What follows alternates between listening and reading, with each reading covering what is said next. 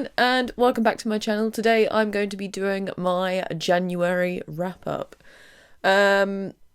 January sucks, man. She's always such a hurdle to get over. But now we are into February, and the days are getting brighter, quicker. Birdsong can intermittently be heard, and like right now I can hear some little birds having a little sing-song outside my window. And the promise of spring is nigh. Anyway, so what books have I been reading? Games I've been playing, films I've been watching, TV shows I've been consuming.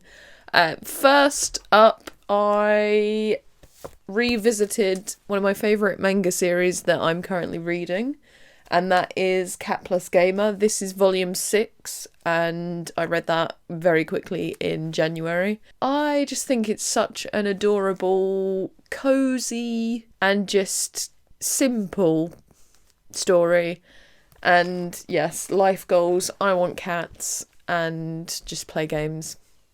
What more could a girl want in life?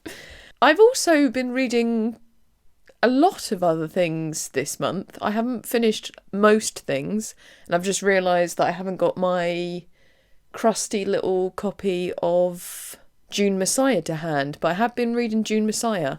She's over there. Let me go and grab her. Probably going to fuck up the lighting. I think everyone should see it in its crusty gloriousness. Look how beautiful this old, musty, very musty copy is. It's got, I think it's like, well, it's from America because it says on campus. U of U bookstore. I think it was like 95 cents at some point, which, fucking hell. I certainly didn't buy it for that low price.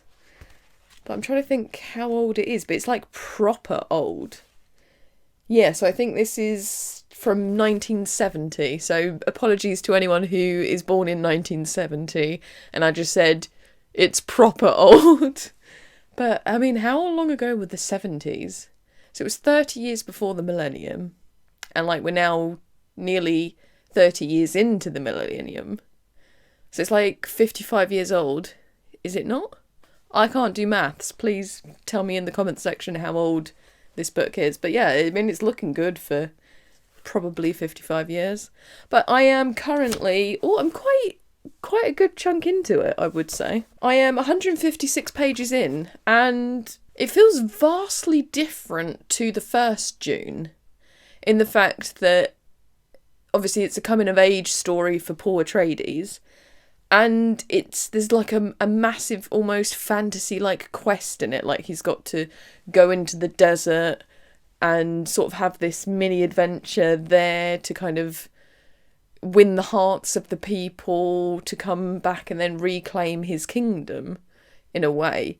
But this feels kind of very back into the classic sort of 60s, 50s science fiction, very much in the vein of Isaac Asimov's Foundation series, where it's just people in rooms talking. But it's just the way the talking takes place and sort of the political machinations that make this really interesting. And spoiler alert for anyone that hasn't read this material, like Duncan Idaho's Gola or whatever it is that is in this is interesting, and like the whole Talaxlelu, I literally googled this every time I open this book just to see how to say this group of people, but they're like genetically engineered or something, and they can like change, like they're face changers or face dancers, which is such a poetic way of basically being a shapeshifter. Face dancer, so cool.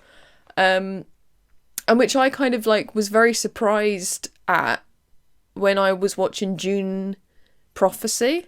There's a literal Talaxilalu person face dancer in that, and I was just like, holy shit, what is this? And then I googled it, and it was like, oh, they come into Dune Messiah. I was like, fucking hell, I've got to pick this up soon, because I just think that kind of stuff's really interesting. Like the idea of, because actually, like, I'm going to say something a bit cheesy, but like when I was a teenager, I did start writing this science fiction. Well, I didn't start writing it because I'm shit at writing actual stories. Like, I think of the plot lines and I kind of build up plots and stuff. But I had this idea that there was like some kind of futuristic technology that could basically basically you would put your face in something and it would mold your bones and basically could change you into anyone for espionage purposes. I never wrote the story because I couldn't really understand how to make it work and be believable and have an interesting storyline about how it would work. But yeah, essentially the face dancers do it themselves rather than having to have some kind of technology that reshapes people's faces for espionage. Fucking Frank Herbert did it already. But yeah, no, I'm really enjoying this and I'm excited to, just sort of come to the conclusion because it kind of feels like Dune and Dune Messiah need to be experienced like all in one go kind of thing, because it kind of feels like this is the tail end of Paul Atreides' sort of story arc, and I'm excited to see what Denis Villeneuve does with this. And obviously Alia is in this quite a bit. I mean, she has this whole like naked fight scene, which was it necessary, Frank? Was it?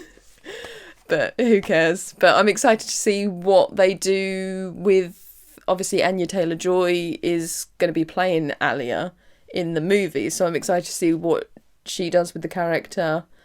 I mean, is Villeneuve going to put a naked fight scene in there? I mean, he did for no reason at all make Duke Leto naked, which nobody complained about, because why would you? Oscar Isaac is a fine specimen of the human race. But yeah, so I would say it's probably fair game for him to have a lot of nakedness in these movies. In fact, like, ramp it up, make everyone naked. I don't know what I'm talking about. Right, anyway, back to books. So yeah, I've been reading this. I haven't finished it yet, but I'm kind of like dipping into it sporadically.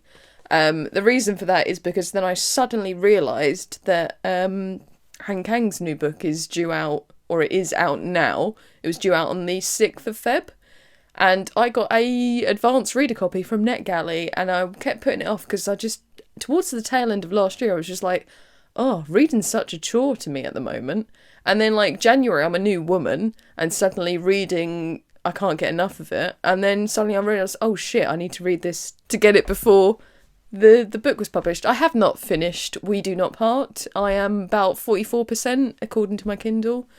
So look forward to a review. I might do a separate review because I feel like I kind of need to do that a bit more on this channel, doing separate reviews for books, because sticking them all into one wrap up a month, it's kind of like, it's an easy way of me being lazy with my content and my channel. At the end of the day, I like sometimes feel like I should do more, and maybe I will try to do individual book reviews from time to time. They're not going to be like mammoth in-depth things because I just don't have the time or the inclination to analyse books like I did when I studied English literature. It depends on the book. Like, some books I really kind of get a kick out of doing it or really enjoy annotating it. Sometimes it doesn't work, like with American Psycho. I fucking hated annotating that and sort of trying to pick out all the things because it was just overloaded with plot devices and stuff like that. So I think going forward, it will be, if I feel like it, I'll do a single book review. And I feel like because I love Han Kang and I think her work is marvellous and brilliant and I'm such a fangirl, I will probably do a separate review for that book. At some point when I read more of Dune, I might do like a Dune series review, but I need to read the rest of the books and who knows when that will happen. So yeah, like I don't know what's going on at the moment with my channel, but we'll see. And then all the other things I've been reading, not high forms of literature at all. If anything, they're fucking trash. But I've been reading the World of Warcraft books because I've been playing World of Warcraft for like 3 or 4 years now, and there's just so much shit that I don't understand about the world I'm playing in. And there's been many revelations in the few books that I've read, And I was just like, oh, hot damn, what the fuck? Like, for example, I didn't know orcs once upon a time were brown. And then because they were mucking around with some really dark fucking magic, they turned green. Eh? Like, what? Khadgar, like, little wizard man. Old man. But wait a minute. He's not old. He was young. And then some other fucking wizard was a bastard and then drained his life force to make him old. Say what? Yeah, so, like, I have been, reading World of Warcraft books. They're so badly written. But one thing I will say is these people who write these books sometimes like to, like, use the most ridiculous language. Like, it's the kind of writing where, you know, someone's, like, trying to be a good writer by packing in big words. And, like, I myself have learned 2 new words in the English language through World of Warcraft books. Let me just find them for you. I think one of them was limbed, and it's basically suffuse or highlight with a bright colour or light. So someone who's writing these books fucking loves that word, because, like, anytime a wizard uses magic, he's limbed by the light of the aura that he's creating, or like candlelight does this to people. Limbed. You could get drunk from taking shots every time you find that word in one of these books. Oh, what was the other one? There was like another word recently that recalcitrant. That means having an obstinately uncooperative attitude towards authority or discipline. Never fucking heard that word in my life. But some nut job writing a little video game novelisation lore book was like, yeah, you know what? I'm going to drop that banger in the middle of this text and y'all going to be like, what the fuck? And yeah. Recalcitrant. Oh, blah, blah, blah. Recalcitrant. What gives? Literally, video game novels are improving my English language. Who'd have thought it? Shame that they're terrible characterisation. Like, in one of them, there's 2 characters, for anyone that plays World of Warcraft, Illyria and Turalyon. Turalyon's like a paladin human. Illyria's a elven huntress ranger person. And in one of the books, they're like flirting with each other. The next book, they fucking hate each other. And it's not really explained why. And then just some random moment halfway through the novel, they just look at each other and they're happy again and they're in love again and they start being nice to each other. There's a lot to be desired. But it's a fun way of kind of finding out more about the world of Warcraft, like Azeroth. And it just kind of makes the immersion of playing the game a bit better if you kind of know what's going on more. And, like, the problem with World of Warcraft is it's so hard to try and play the game in order, because you might just suddenly go to one place and you're like, oh shit, I'm now in Wrath of the Lich King, even though I was trying to play just the normal game. And, like, my problem is that I sometimes, I don't do dungeons, because one time I did and then I got roasted for being an absolute noob, so I haven't been back to a dungeon since. And so it's kind of hard to complete things without doing dungeons, and then you've also got to wait fucking yonks for someone to play with you if you're doing like a public finder, because people don't really play old content as much anymore. So yeah, it's just an absolute mess trying to play in order to try and know exactly what's going on in the world. So that's why reading the books is a good way to do it. So I haven't actually told you what books I've read. There's quite a few actually. I've been steaming through them, which kind of just shows sometimes that reading good books can put you in a book slump, but reading absolute trash can help you out.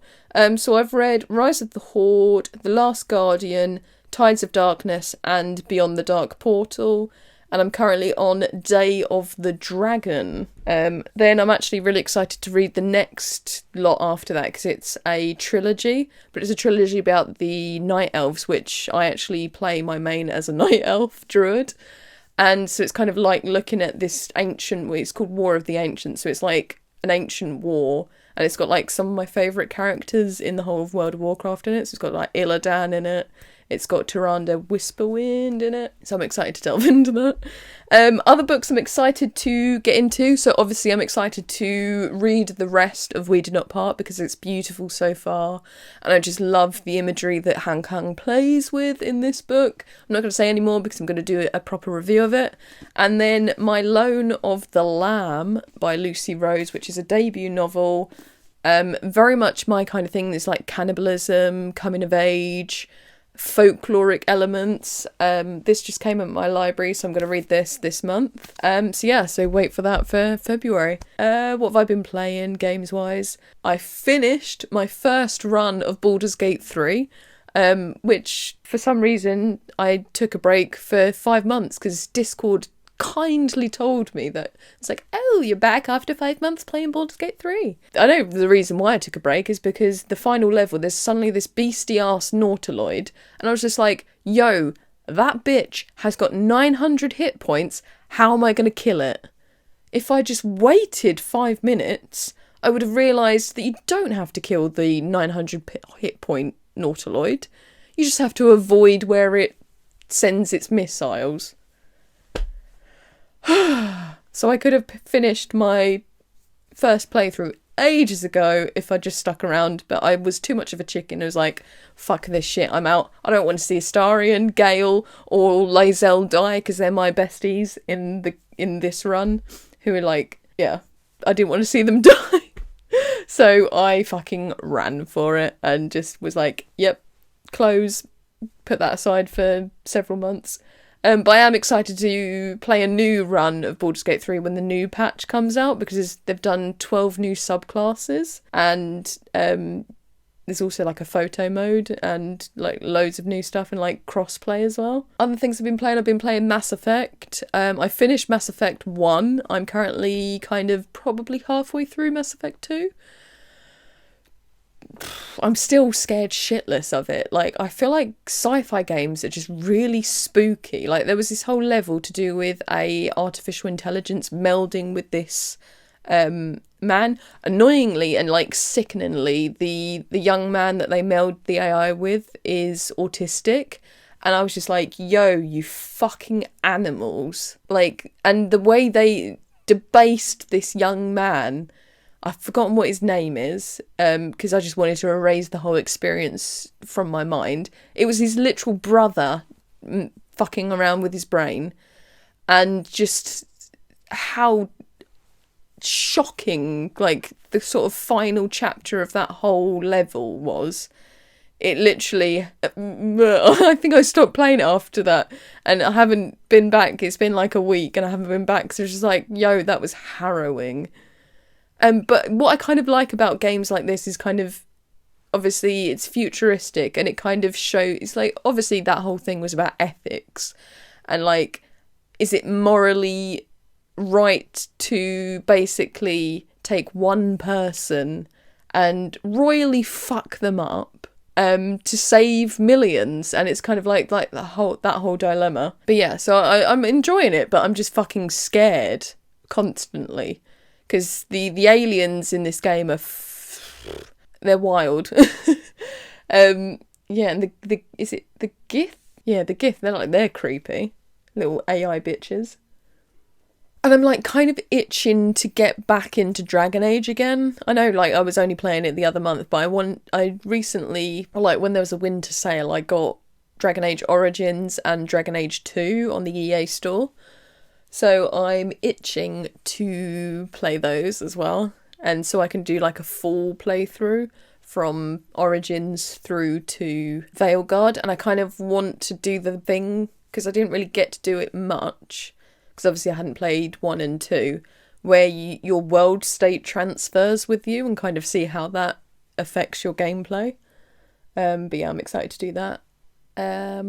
And obviously I've been playing World of Warcraft because I love World of Warcraft. And at the moment there's like a couple of events going on. So there's like, this is into February, but Lunar New Year or Lunar New Year Festival and like the Valentine's Festival is ongoing at the moment.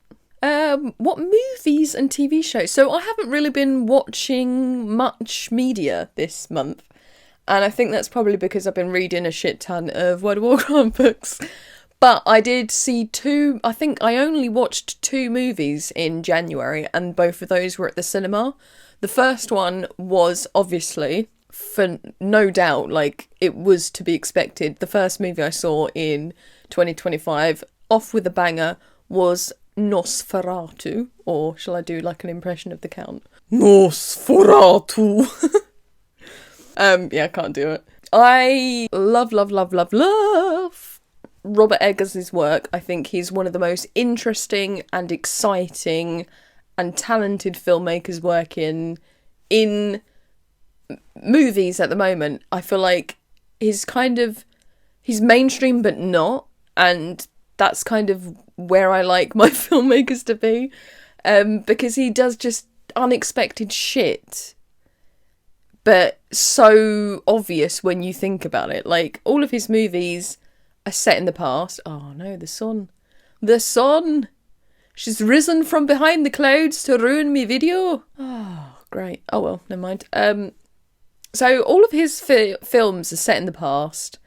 There's like folkloric elements to them. So it's obvious why he would do Nosferatu. And I feel like in a world where most movies are sequels, or nowadays there's a lot of legacy sequels, so like, let's take a successful film from the 80s or the 90s, wait 20 years and then make another sequel to cash in. But there's just something interesting about what he's doing, and I love it. And I love the research that goes into these movies, like in Nosferatu, like the whole sort of delving into vampire mythology and sort of the cultural aspects of it. I don't know what I'm trying to say. And like, even there's like a one scene in a tavern where I've forgotten the character's name, like the Jonathan Harker stand-in. Thomas. Was it Thomas? Was his name Thomas? Nosferatu. Let's have a look. Is his name Thomas? Yeah, Thomas is like travelling to meet Count Orlok in his little castle. And he like stops off in this weird little town. They're not weird. They're just, well, weird to his civilized metropolitan Germanic lifestyle. And like the tavern, there's a massive open fire and it's so smoky in there. And I'm just like, yes, I love the attention to detail. And not only does it conjure up an air of mystery, it feels more authentic to sort of some movies where it's just like, okay, everyone can see where they're going. I'm pretty sure this wouldn't have been the case back in the day. He's also got such an eye for just gorgeous cinematography. Like, there's a moment where Thomas is walking down a tree-lined road, and it was just such a beautiful moment, like such a simple moment, but just the way it built atmosphere and sort of added to this creepiness, but while looking beautiful.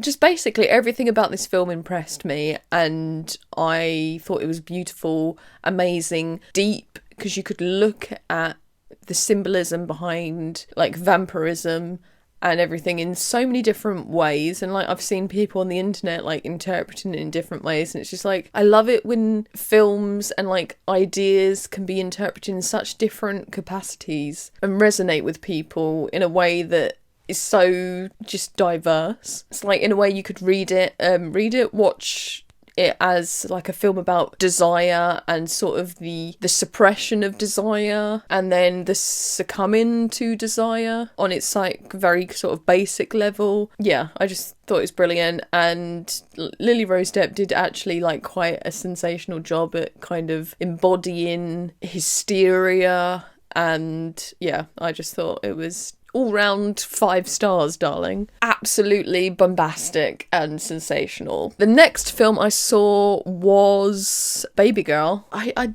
don't know what I feel about it. I thought it was good in a way, and like there's like ways to interpret it, and at its fundamental level it's a film about power and the transference of power, and like there's a lot about like I guess, labour in it, because, like, the woman who Nicole Kidman plays is, like, the CEO of a shipping company that basically uses robots to do the work. And it's kind of like the idea of labour being taken away from humans and given to robots, but then, like, who does that affect? Who does that raise up? There's also, like, questions about like female leadership. Like, she is a powerful CEO, but on several occasions she ignores her secretary or her PA, who is a young black woman, and it's like, you promise that you're going to look at her position in the company several times, but you're so wrapped up in yourself that you overlook this talented woman who's right there, who should be being helped and ushered up within your company, but you're ignoring her. And it's just kind of like an interesting look at how women behave in areas of power where they could be doing more to help each other, but they don't. I thought that was a very interesting strand of the movie. There's also, like, class divisions, and, like, obviously she is a well-to-do CEO. Her husband is a director of theatre plays. They live in a beautiful apartment. They have a beautiful country house. And she starts having a relationship with a young man who is obviously poor, and he is an intern. So there's a massive power imbalance, but there's also a massive social class imbalance. And it's kind of interesting to see how these two people from two very different worlds interact with each other.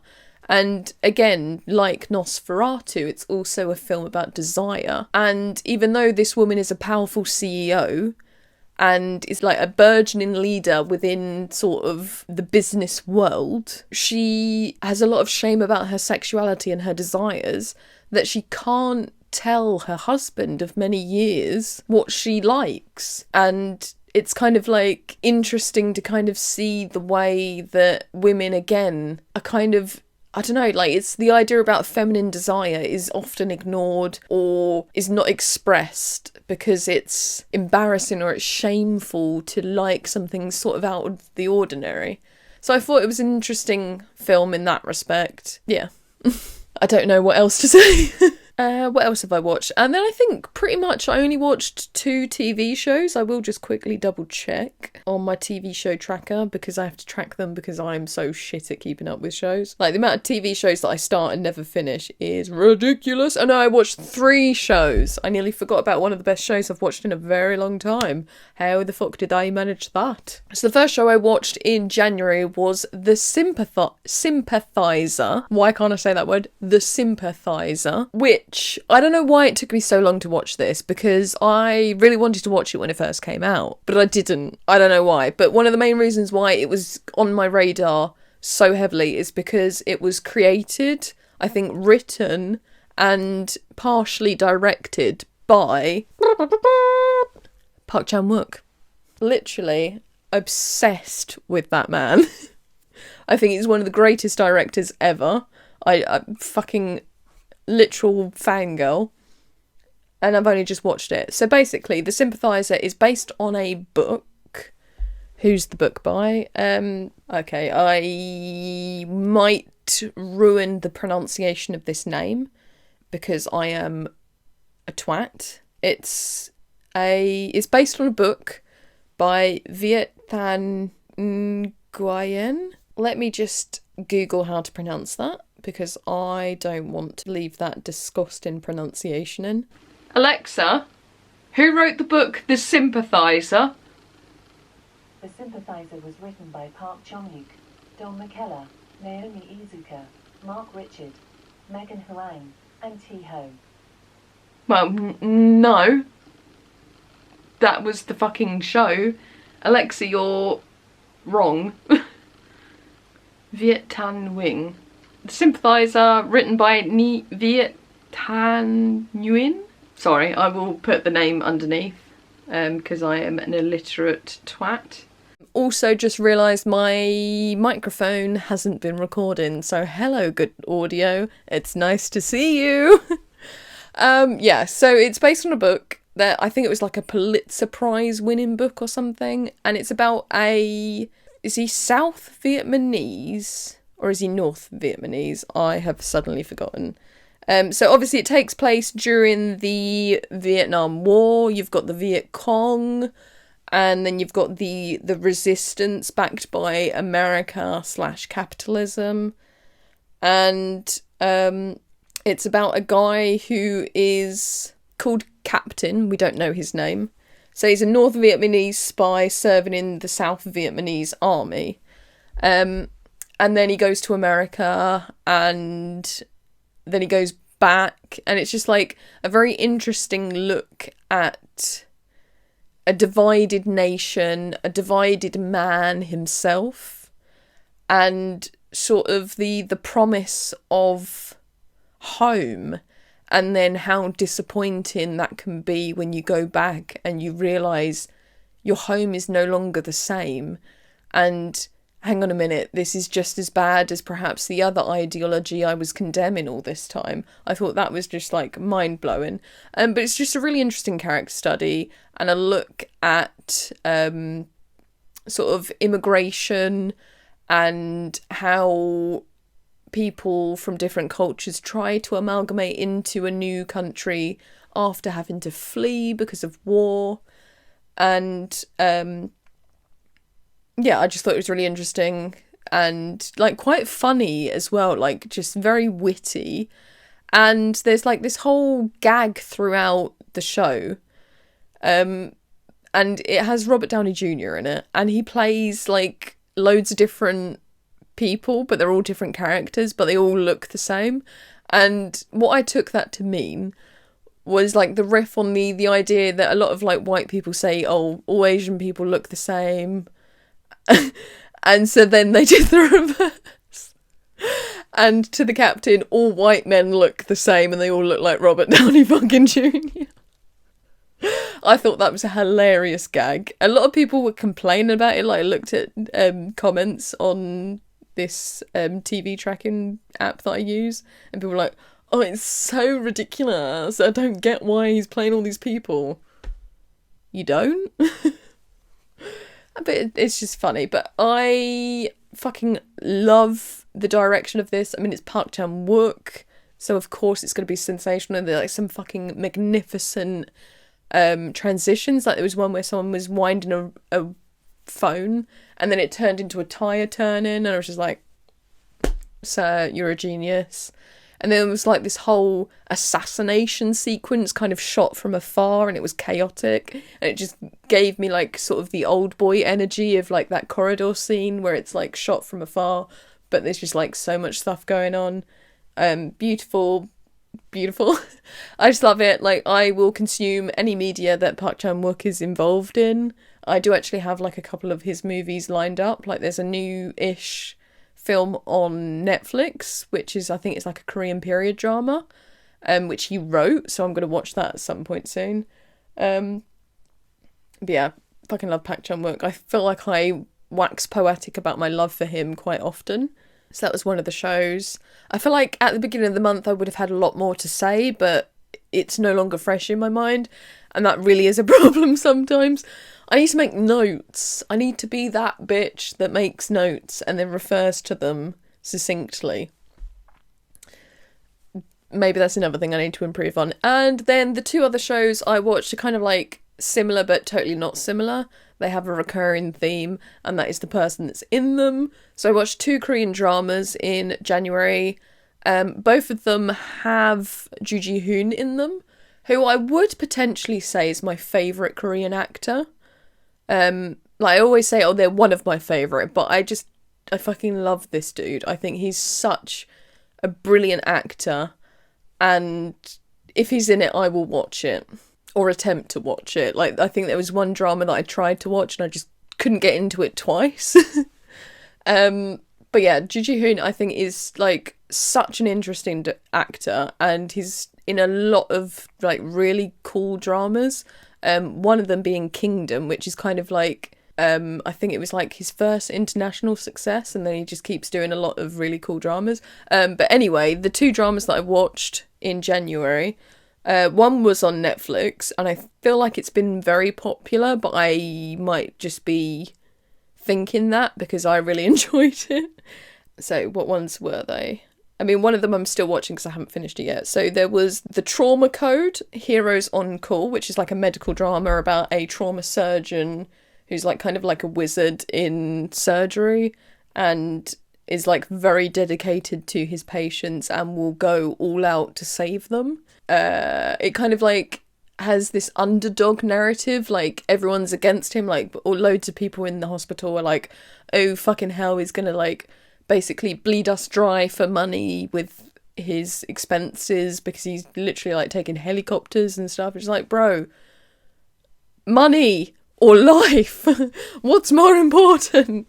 Yeah, so it's a really good show if you like kind of the ethical dilemmas of capitalism in the medicine industry. Like, I feel like a lot of Americans could probably relate to the kind of like weird corruptness that comes to healthcare and money. Like, this is lives we're talking about. No expense should be spared to save someone, surely.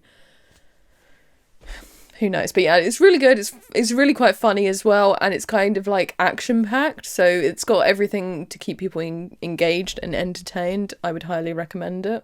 And then the other TV show I've been watching is called Love Your Enemy, and it's a rom-com, and it's like enemies to lovers, forced proximity, like it's all your tropes in one, which loads of Korean dramas are literally just throwing tropes at your face, and I just lap it up. Like I was talking to someone at the library that I work at the other day about like books. Like, I don't read romance, and like generally I don't necessarily read trash. I mean, this month I have read World of Warcraft trash. But then we were discussing like what our trash thing was. Like, some people like trash TV, like reality TV. And I was just like, yeah, mine are cheesy Korean dramas. Like, the amount of absolutely ridiculously cheesy romantic dramas I've watched is unreal, and I just fucking love it. Like, yes, I want them to be together. Yes, I want it to be so unrealistic that it could never happen in reality. But yeah, so I've been enjoying these dramas, and if you've never watched anything with Ju Ji-hoon in it, I could probably like make a whole fucking recommendation list. You got Kingdom on Netflix, loads of movies he's been in. There was a really good one which was again like about espionage. Oh, I can't remember what it was called. It's to do with like he plays a North Korean spy in it, or does he play a spy, or is he like a general, or like a soldier or something? I can't remember. The Spy Goes North. That's a really good film. Another one, I think this was the first film I saw of his, and I actually saw it at the London East Asian Film Festival. I think it was like back in 2018, which was Dark Figure of Crime. I don't know where you can see this film on streaming, but I'm so glad that I saw it at the film festival, because it was really, really good, and he like plays a serial killer in it, and he's really fucking creepy. What other stuff have I seen him in? Oh, Along with the Gods is like kind of like a blockbuster Korean movie. Azura, the City of Madness. Yeah, there's like loads of good stuff. But yeah, at some point I do actually want to do like a proper video about Korean movies, because I have watched a lot. Like, I was thinking of doing like my top 10 like French language movies, my favourite Korean movies, because I've watched like allegedly, according to Letterboxd where I track my movies, I've watched 66 Korean films.